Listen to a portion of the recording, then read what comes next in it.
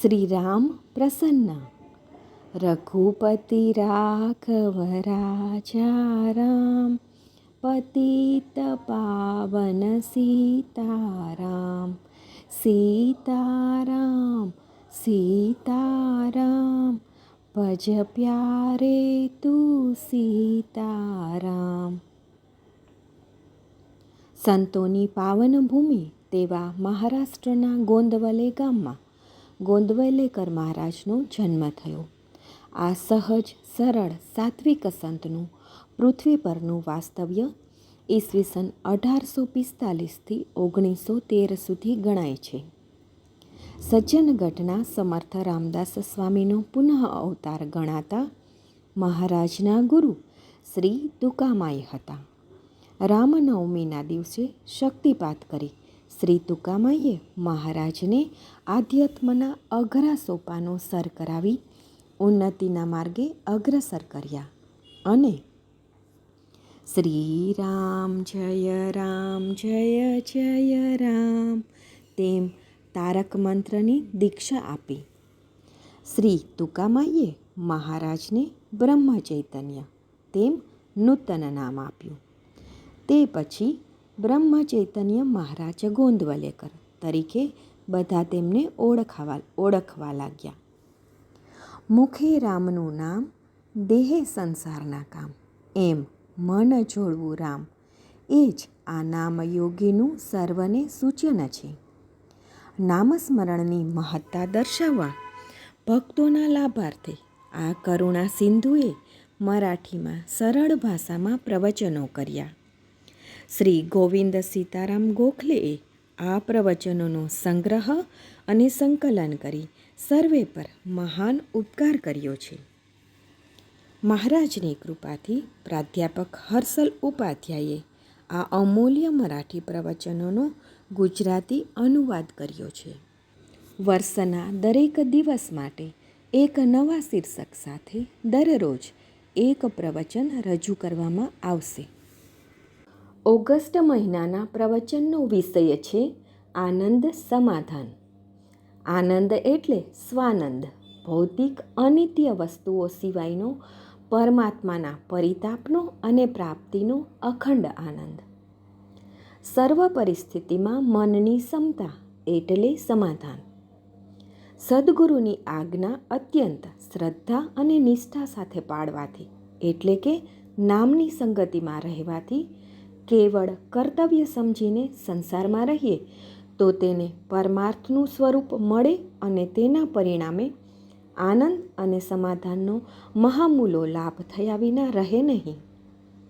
પરમાત્માના સ્વરૂપની ટાઢક અનુભવવાથી મળતા આત્માનંદમાં સ્વને પણ વિસરી જવાય છે. આ આનંદનું મૂળ શું છે? તે કાયમ કઈ રીતે ટકશે? સંસારમાં ખરું સમાધાન કઈ રીતે મળશે? સમાધાનનું શાસ્ત્ર શું છે? સમાધાનની ઓળખાણ શું છે? સમાધાનનું રહસ્ય શામાં છે? ઇત્યાદિ વાતોનું ઓગસ્ટ મહિનાના 31 પ્રવચનોમાં વર્ણન કરેલું છે. આજે 20 ઓગસ્ટનું પ્રવચન સાંભળીએ, જેનું શીર્ષક છે દાસ વિષયના થયા તો સુખ સમાધાન ગયા.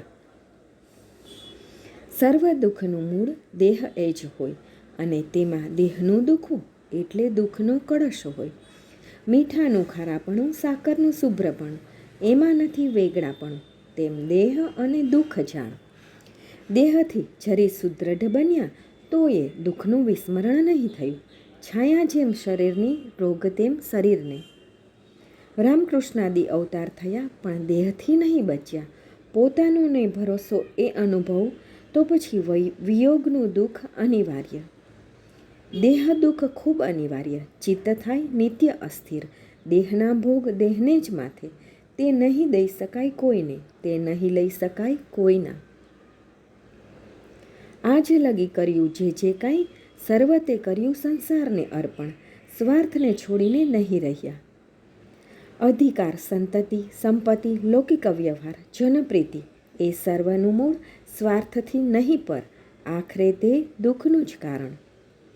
જે પ્રયત્ન કર્યા આપણે સુખ મળશે એમ સમજીને કલ્પનાથી માન્યું સુખ પણ હાથ આવ્યું એમ નહીં બન્યું. જેનું કર્યું ખૂબ ખૂબ થોડું ચૂકતા ઘુરક્યા તે, એવા સ્વાર્થપૂર્ણ છે જન, એ જાણી રહેવું આપણ. સંસારમાં આસક્તિ રાખવી એટલે જાણે ભેટવું અગ્નિને. એટલે આજ લગી કરી ઘણી ખટપટ, પણ સર્વ તે ગયું વ્યર્થ. વિષયમાં જ શોધી જોઈએ તો દુઃખ સિવાય નીકળનાર જ નહીં. એટલે સંસારથી થયો સુખી, એવો ન કોઈ સાંભળ્યો ન કોઈ જોયો. જેની ધરી આપણે આશ, તેના બનવું પડતું દાસ. દાસ વિષયના થયા તો સુખ સમાધાન ગયા. જે રોપને સિંચ્યા ખાતરને પાણી, તેના જ ફળ આપણને મળનાર. વિષયને ઘાલ્યા ખાતર પાણી, તો કેમ કરી મળે સમાધાન. સંસારમાં સંકટ અનિવાર, કારણ સંસાર દુઃખરૂપ જાણ. આજ સુધી સુખી નહીં થયું કોઈ, જેણે વિષયમાં લગાડ્યું ચિત્ત. કડવા કારેલા ભર્યા સાકરથી, પણ મીઠા નહીં બન્યા. તેમ વિષયમાં માન્યું સુખ, અનુભવમાં આવ્યું માત્ર દુઃખ. સંસારની ઉપાધિ એમ દેતી સુખ દુઃખની પ્રાપ્તિ. સંતતિ સંપત્તિ વૈભવની પ્રાપ્તિ, જગમાં માન સન્માનની ગતિ. આધુનિક વિદ્યાની સંગતિ, નહીં લઈ જતી સમાધાન પ્રતિ. સંસારમાં સુખ દુઃખની જોડ, આપણને કદી નહીં છોડતી. નામમાં જ જે રહ્યો, નામ સિવાય નહીં સ્મરણ જેને. પરમાત્મા તારતો તેને, એ જ પુરાણોના દાખલા. નહીં કરવી કશીએ ખટપટ, રામ ધરવા કંઠે. અસ્તુ જાનકી જીવન સ્મરણ, જય જય રામ.